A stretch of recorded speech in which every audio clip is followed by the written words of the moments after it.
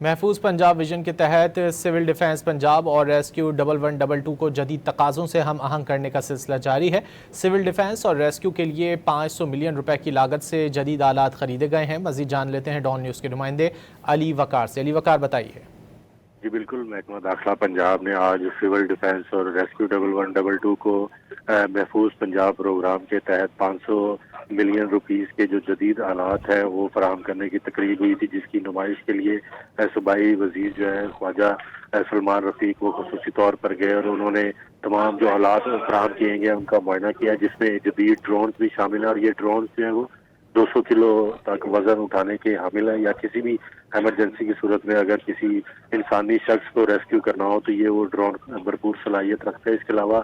مختلف سکینرز ہیں، ڈیٹیکٹرز ہیں،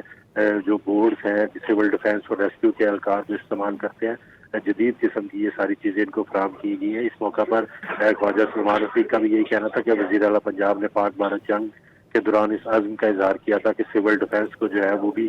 جو ہے باقی اداروں کی طرح مضبوط بنایا جائے اور ان کو فعال کیا جائے۔ اس سلسلے میں یہ تمام تر خریداری جو ہے جدید آلات کی گئی ہے۔ تاہم